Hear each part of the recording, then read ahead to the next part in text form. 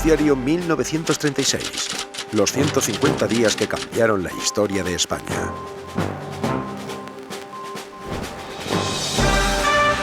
Noticiario independiente de la tarde.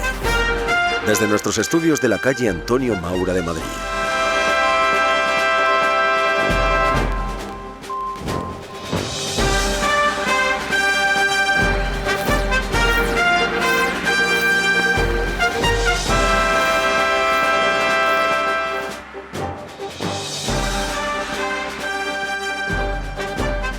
Bienvenidos, queridos radioyentes de Radio Universal, nuestro boletín informativo correspondiente al día de la jornada, 29 de abril de 1936. Y antes de comenzar el relato informativo, vamos a hacer, como siempre, marcar nuestra línea editorial. La violencia azota a España. A pesar de ser constante, lo que hace que ya casi no sea noticia, nos hemos encontrado hoy con la noticia del asesinato de Miguel Badía, uno de los servidores del Estado que más esfuerzo y trabajo dedicó a preservar el orden y la paz en aquellos difíciles días del Bienio Negro. No es muy difícil imaginar quiénes son los culpables de este asesinato, pero visto cómo van las cosas, seguramente nunca serán detenidos.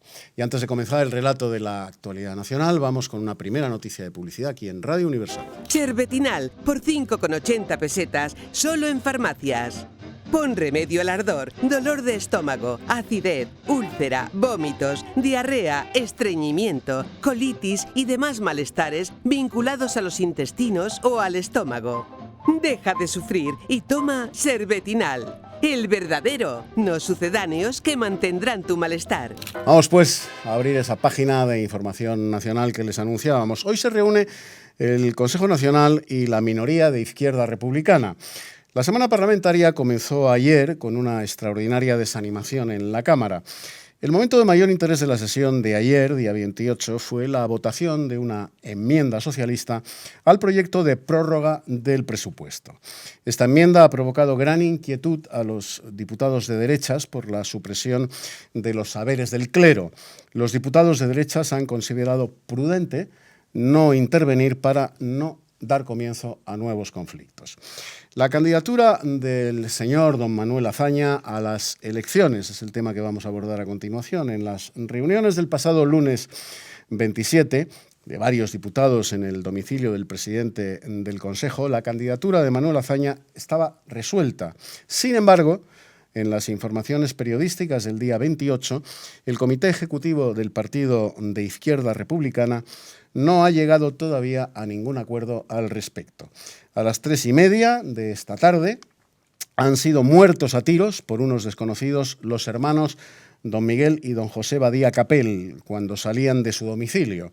Según las primeras noticias recogidas por algunos testigos presenciales, los hermanos Badía fueron seguidos de cerca por dos individuos de unos 20 a 25 años desde la salida de su casa y al llegar al lugar indicado, los desconocidos se situaron en el mismo plano y sacando rápidamente una pistola, dispararon a bocajarro 3 tiros que hirieron mortalmente a los hermanos Badía. Los pistoleros se dieron inmediatamente a la fuga. Tenemos noticia de última hora sobre los procesos que se están llevando a cabo en Bilbao. En la capital vizcaína han sido procesados 4 oficiales de la Guardia Civil. El juez especial, que actúa con motivo de la represión de la Revolución de Octubre de 1934, ha dictado auto de procesamiento contra los capitanes de la Guardia Civil, señores Ipiña y Camino, y otros 2 tenientes de la Guardia de Asalto, así como contra el guardia de seguridad Vicente Sánchez, todos los cuales prestaron servicio durante la represión de la Revolución de Asturias en 1934. Y antes de abrir nuestra página de información internacional, vamos nuevamente aquí en Radio Universal a otra noticia publicitaria. Atención, enfermos del estómago. Según datos verídicos que obran en nuestro poder, es sorprendente el número de enfermos del estómago que cada año se curan con Polga. Este producto, descubierto por un eminente farmacéutico español, se ha demostrado que neutraliza en pocos minutos la acidez del estómago, causa principal de las digestiones pesadas, dolor, ardor y peso del estómago, así como de los vómitos, eructos agrios y mal sabor de boca. Deja de sufrir. Comprimidos Volga. Y nos vamos en nuestra página de información internacional, informativamente, a Egipto. En el Cairo ha fallecido el rey Fuad I de Egipto el día 28 a las 2 de la madrugada, mientras leía un telegrama de su hijo. La causa de la muerte ha sido una hemorragia por un ataque de tos, fruto de la enfermedad que padecía. Su primogénito, el príncipe Farouk, ha sido proclamado rey de Egipto, en el día de hoy. Y tenemos última hora sobre la erupción del Vesubio en Italia. Una avalancha de lava ha salido del cráter del famoso volcán, ayer día 28, a las 9 de la noche, debido al reciente movimiento de placas tectónicas. No ha habido que lamentar heridos y el pueblo de Tersiño no hay peligro en esta localidad de momento. Seguirán investigando los movimientos de este volcán los geólogos para prever posibles amenazas. En cuanto a la actualidad, debemos reseñar que el rector de la Universidad de Barcelona dice que no es posible sustituir en aquel edificio, el del rectorado, la corona del escudo, dado que se dañaría de manera irreparable la arquitectura del edificio. Y aquí en Madrid, el Ayuntamiento quiere construir el Museo de Coches en los solares del antiguo Ministerio de Marina. Y nos vamos a despedir de todos ustedes, como venimos haciéndolo siempre, con una melodía musical de nuestra selección, que esperemos que les agrade tanto como a nosotros. Hasta mañana, amigos. Muchas gracias por su atención. Adiós. Vimos desde el cuarto despertar el día y sonar el alba en la torre la vela.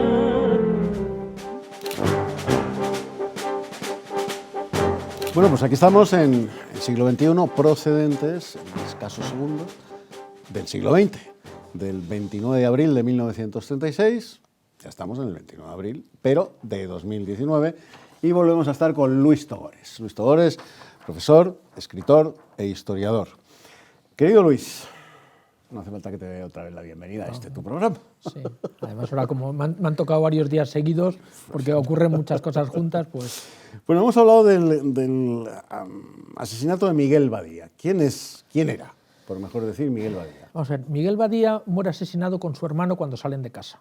Entonces, Miguel Badía, que eso dicho así a bote pronto podía parecer que era un miembro de la izquierda asesinado por falangistas, no es verdad. Es decir, es verdad que era un miembro de la izquierda, era un catalanista, pero que había sido lo equivalente al responsable de orden público en Barcelona. Pero él, precisamente este hombre, lo que se había centrado no en la persecución del fascismo, sino en la persecución de los anarquistas. Los anarquistas eran verdaderamente la gran enfermedad pistoleril de Cataluña, la Rosa de Fuego. Entonces, cuando llegó el Frente Popular, aunque teóricamente ellos habían apoyado al Frente Popular, pero estaban al margen del sistema, es decir, lo habían apoyado con sus votos, habían autorizado a votar, pero no iban dentro de la coalición y por tanto ellos seguían teniendo su propia política. Y entonces es el momento en que los pistoleros de la FAI deciden pasar factura a Badía, es decir, a su hermano, por las cosas que les habían hecho en años anteriores cuando era el responsable del orden público y donde el tío sería, digamos, uno de la derecha catalana independentista, había golpeado con extraordinariamente fuerza a la CNT, deteniendo, metiéndose en la cárcel, asesinando, etcétera, etcétera. Entonces, este es el momento, en esa situación de deterioro de orden público enorme que está pasando en el Frente Popular, donde la ley no solamente es curioso, no solamente se permite que se ataquen a los enemigos del Frente Popular, sino llega a todas partes, porque si la policía no es efectiva o lo es parcialmente, digamos, la anarquía se extiende a más cosas. Es el asesinato de los Badía, que además en la sociedad catalana, digamos, de toda la vida, la alta burguesía catalana, cayó como una bomba, porque ellos no pensaban que precisamente lo que llegaba el Frente Popular llegaba el estatuto y parecía que la independencia iba a poder llegar, o cogía un camino de mayor autonomía, etcétera, que pudiesen ser asesinados los Badía, supuso un trauma verdaderamente horrible, porque se dieron cuenta de que la seguridad de la burguesía catalana no estaba garantizada, vamos, lo que siempre la garantiza la Guardia Civil, y aquí no estaba garantizada como se ve en el asesinato de los Badía. Pues fíjate que los españoles de hoy, incluso los medianamente bien informados, medianamente bien, digo Luis, están convencidos de que el asesinato de los hermanos Badía pues fue a manos de los falangistas. Fueron asesinados por anarquistas para pasar factura precisamente por la represión policial. Lógico, la verdad es que cuando la primera vez ves la noticia, yo lo estaba viendo en el periódico, digo, esto es seguro, han tenido que ser las camisas azules que le han esperado y le han pasado factura. Pero claro, realmente él es delegado de orden público antes de la llegada del Frente Popular, es decir, que es cuando realmente, antes hay represión contra los falangistas, pero realmente empieza a partir de febrero del 36. Y dices, oye, entonces empiezas a seguir la noticia, empiezas a rascar un poco, porque tampoco es una noticia tan importante, tiene importancia en el contexto que nos estamos viendo, pero la República, yo creo que en ningún manual salen los hermanos Badía, y es verdad, le pasan factura a los anarquistas por su actuación contra ellos. ¿Qué eran, Luis, los saberes del clero que suprime el Frente Popular? Bueno, igual que en la actualidad, igual que ahora ponemos la crucecita en la declaración de Hacienda, pues había una serie de dineros que a través del gobierno llegaban a la Iglesia, para mantenimiento de culto y clero, pero también de edificios, etcétera. Una de las cosas que va a hacer el Frente Popular, por cierto, exactamente igual que han dicho que dijo Podemos que harían, sería la supresión de esa cantidad de dinero que iba a manos de la Iglesia para el mantenimiento de culto y clero y de los edificios religiosos. De hecho, recordar que en estos días hemos visto cómo ha habido edificios que se han ocupado de la Iglesia, edificios que se han decomisado, incluso la idea de quedarse con edificios y cobrar por celebrar las misas como si fuesen alquileres. Bueno, por dentro de esa política anticlerical, que es muy fuerte en el Frente Popular, una de las medidas, por cierto, esta es ilegal, porque las otras eran ilegales, pero está legal, es suprimir los saberes que son el dinero que a través del propio Estado español iba a la Iglesia Católica. La Guardia de Asalto. Vamos a hablar, cuéntanos, querido Luis, quiénes eran los guardias de asalto y cómo y cuándo se funda este cuerpo, la Guardia de Asalto. Con la llegada de la República se quiere fundar un cuerpo de policía, que son los antecedentes directos a nuestra Policía Nacional, aunque con muchos, porque la única fuerza de orden público que había era la Guardia Civil, bueno, los policías municipales más o menos, los comisarios de policía, que eran pocos, que eran los de la investigación, y el Ejército. Por eso, en muchas ocasiones, tanto la Guardia Civil como el Ejército, que eran dos fuerzas militares, pues la represión era muy fuerte. ¿Por qué? Porque ni la Guardia Civil de la época ni el Ejército tenía lo que llamaríamos hoy medidas de orden público, no tenían cascos, escudos, porras. Es decir, que la Guardia Civil, cuando tenía que parar una manifestación, al final tenía que disparar porque solo tenía ese armamento, ¿no? Entonces, se busca una policía que sea urbana y que además tenga otra manera de actuar frente al tumulto. Y esos son los guardias de asalto, curiosamente cuyo primer jefe es el general Muñoz Grandes. Sí, señor. Es el primer jefe de la Guardia de Asalto. Pero es una policía para eso, para una policía como sería nuestra Policía Nacional. Antecedente también de la Policía Armada, entonces. Sí, Policía Nacional, cuando acaba la guerra se llaman Policía Armada y luego Policía Nacional. Es lo mismo, es exactamente lo mismo. Sería realmente lo mismo. Son procesados, Luis, varios miembros de la Guardia de Asalto por la represión de Asturias, la Revolución de 1934. Pero un cuerpo policial republicano, con fama además de ser muy, pero que muy republicano, participa en la... Sí, porque es lo que toca, como dirían ahora, es lo que toca. Es decir, cuando se produce la sublevación armada de los mineros asturianos y de la izquierda republicana en Asturias, que además toman la fábrica de armas, se hacen con la dinamita de las minas, pues evidentemente la policía participa en los enfrentamientos, en los tiroteos y en la represión. Porque el gobierno de turno, que es un gobierno de centro-derecha, es decir, son los radicales con la gente de la CEDA, les da esas órdenes y los policías cumplen exactamente igual que ha ocurrido siempre. Y entonces, claro, cuando da la vuelta a la tortilla, llega el Frente Popular, aquellos que digamos que han sido más decididos en cumplir las órdenes, pues van a ser procesados. Y estos son estos oficiales del Guardia de Asalto que decían las noticias. Pero vamos a ver, ¿quién gobernaba en España en octubre del 34? Porque claro, estos guardias de asalto obedecían órdenes del gobierno de la República. Gobierno legítimo, claro, vamos a ver. En aquel momento gobernaba el partido de Lerroux, pero precisamente había entrado en el gobierno gente de la CEDA, de Gil Robles, porque Gil Robles era, para poder gobernar Lerroux y su partido, aunque no siempre Lerroux es el presidente, que hay varios miembros del partido, necesitaban los votos de la CEDA. Entonces, la CEDA llega un momento después de darles durante año y pico, digamos, sus votos, pero sin tener ninguna responsabilidad en el gobierno, exigen que para seguir dándoles la confianza y poder seguir gobernando, que les den algún cargo. Entonces, entran algunos ministros de la CEDA en el gobierno y entonces es con la excusa de la entrada de la CEDA en el gobierno cuando se produce la sublevación de Asturias, la revolución de Asturias que venía preparándose desde hacía tiempo. Y entonces, ¿quiénes ordenan? Pues ordena el gobierno legítimo de España, que es un gobierno de centro derecha o de centro izquierda con unos tíos de derechas, pero en la época gobierno legítimo.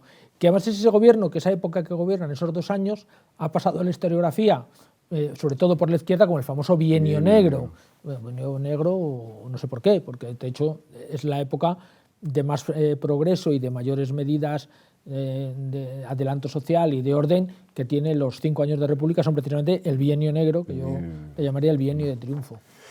Pues muchísimas gracias, don Luis Togores, gracias a ti. por haber acudido nuevamente a Noticiario 1936, y a ustedes también, muchas gracias por estar ahí. Mañana más. Hasta mañana, amigos, muchas gracias, adiós.